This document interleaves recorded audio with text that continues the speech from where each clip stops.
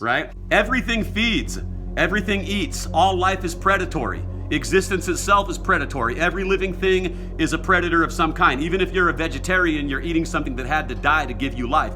Everything on your dinner plate is something containing life. Life feeds on life, feeds on life, feeds on life, right? Right. Everything is vampiric in some kind of way. You're a vampire, I'm a vampire, you see?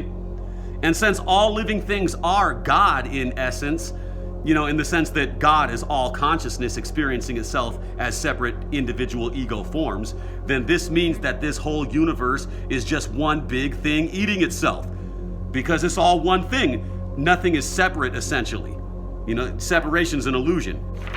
That's what this symbol right here means. This is the universe, the serpent eating its own tail. This universe is all one big thing devouring itself. And we're all a part of it. It's all one. Mm-hmm. You see what I'm saying? See how it's eating its own tail? Yeah. It kind of looks like a tail of a shrimp. Yeah? Yeah. Kind of like a crustacean? Yeah. Yeah. A shrimp. So you understand what this symbol means. It's like the theosophy symbol of the serpent eating its own tail, which signifies the universe devouring itself, right? Yeah. This whole universe is all one big thing eating itself. Right. Death is change and transformation, and change and transformation is always constantly taking place. Right. All right, go ahead and turn the page. right. Read this section right here, son. Go. Separate yourself from humanity. Right, separate yourself from the atomic mentality. Separate yourself from humanity. Go ahead. For what use have you for these pale, blinking fools and their ceaseless yammerings? Mm-hmm. In life they serve no function, and in death they are only food for the crawling creatures. Take yourself apart, embrace your fear, and listen to the darkness. Right, so it says, take the ego apart. You got to embrace the fear and listen to the darkness, the wisdom of the darkness speak to you, right? Right. So consciousness is not something that is local to the brain. The brain is a receiver, and consciousness is an endless field. Consciousness is something that is intrinsically woven into all matter, including the cells that make up your physical body. Your bodily cells are actually living organisms that have their own consciousness that actually communicates with that of your brain. When a living organism dies, when a body dies, it decomposes and is then swallowed up, devoured, eaten up by bacteria, right? Right. Right, so it's like, when you die and decompose, you get eaten up by these bacterial organisms. The bacteria begins to eat and devour the cells. So when you eat and devour something, it isn't what most people think. You're not just eating meat to fill your belly, to nourish your flesh in the way most people think on a mundane human level. When you eat meat of an animal, you're actually consuming that being's consciousness and spiritual frequency. That's right. And this is why it's good to be careful of what kind of meat you eat and consume, because you're consuming that animal's consciousness on a clandestine level. You're consuming that animal's cells, right? Even though it's fried and dead. That's right. So at death, the body decomposes and gets consumed by these microscopic microbes, these bacteria. And these tiny organisms that consume the body after death are actually consuming the spirit of the body.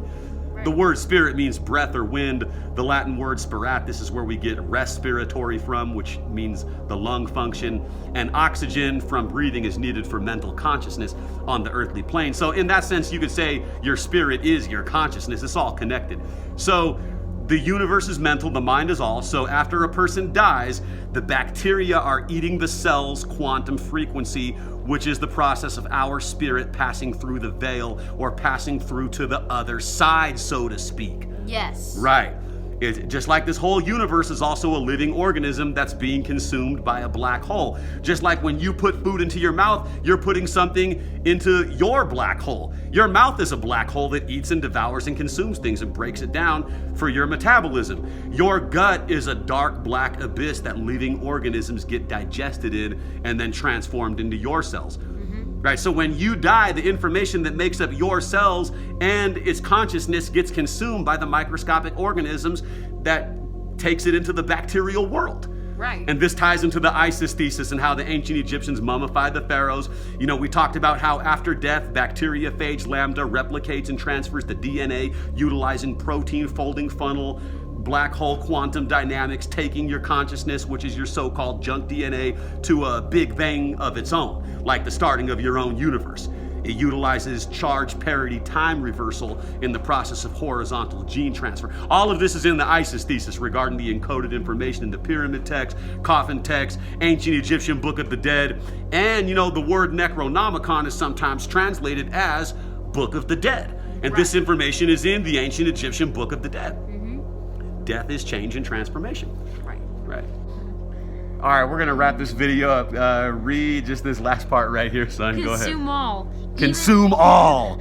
Even the other things that approach those that have no bodies, but only teeth and eyes that gleam in shadow. The crawling things instruct the body, and the shadow shapes teach the mind.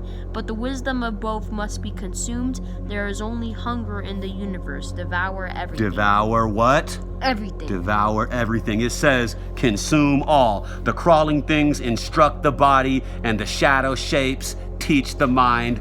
But the wisdom of both must be consumed. So it's saying to consume the wisdom of the crawling things that eat. And by consuming the wisdom, you're eating the wisdom. Right? So you're digesting the knowledge and metabolizing the wisdom, the discernment. Right. We're talking about the wisdom of worms and beetles. And since you are what you eat, a person who dies becomes the worms and beetles. The prey also eats the predator. It's like you get devoured by what you eat also devours you. Right. So the worms and beetles are living the high life, the peak of wisdom. Can you make a choice if you're a worm or beetle? Probably. Maybe. We'll get into that. Maybe. So the worms and the beetles, they don't work a 9-to-5 job and pay bills and vote and do dumbass human things. They just feed. Everything feeds. It's the pinnacle of life. And I was about to say, worms and beetles don't do school. They don't go to medical school and get into fights or get like you good do. grades. Yeah, they don't concern themselves with dumb human stuff. They do the best pinnacle of existence is to feed. The whole universe is one big feeding frenzy. All of us, in all kinds of ways, are all just different parts of it. Right? Family members feed on one another just by living together. If you're married, your spouse feeds on you and you feed on your spouse. A business person feeds on their customers. Drug dealers feed on their clientele. You know what I'm saying? Like, people feed on others' emotions. Some people are emotional predators. Some people are sexual predators. Just like a spider hunts a grasshopper, like a cat hunts a mouse, like a lion hunts a deer, like a snake hunts a rabbit. People are fighting predators. There's some fighting everyone's predators. A predator. This whole universe is one big predator eating itself. Okay. That's what this symbol symbolizes. It's a figure 8, which is eternity, right? Right. And what is it doing? It's eating his tail just like the dragon did to himself. Her tail. This is the great mama. Oh. The divine feminine. The dragon did that too. All life is a living expression of this. The universe is one big thing that eats itself. Right. And we are all a part of it. Right. All sicknesses and diseases are just an expression of this. Right. You know what I'm saying? All of it is just an expression of constant change and transformation that is taking place. Yeah. The wisdom of worms and beetles. Right. All of it is the Necronomicon. The wisdom of worms and beetles. And the the Outresurrect. Wait, is this part 2? What part is Well, we got this book too. This is the one to get to. Which one's this? The 13 Gates of the Necronomicon, another book by Donald is this part Tyson. 2 of This one, the 13 Gates of the Necronomicon, when you really want to get into doing the work. This is the follow-up to this book. But there is another one, which is just the story of Alhazred. Is this part 1 and that's part 2?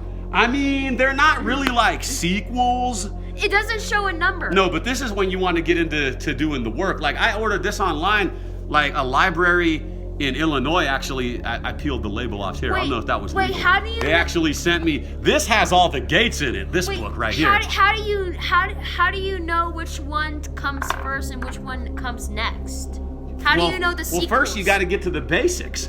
Well, first you got to put on some of this Egyptian musk fragrance. Yeah, smell that. Some good cologne. If you really want to get in... That's the basic. If you really want to get in the fundamentals, get this one. If you to begin, here's your Part 101 Necronomicon. Part and 1. then to do the shadow work, get this book. Like you can see I really studied. I got underlined, like This is the part. clip off, the shadow work. This right? is the part. This is the part 1. This is. Part Then get 1. into this. That's part right? 2. Then that's And the part 13 3. gates of the That's part 33. of the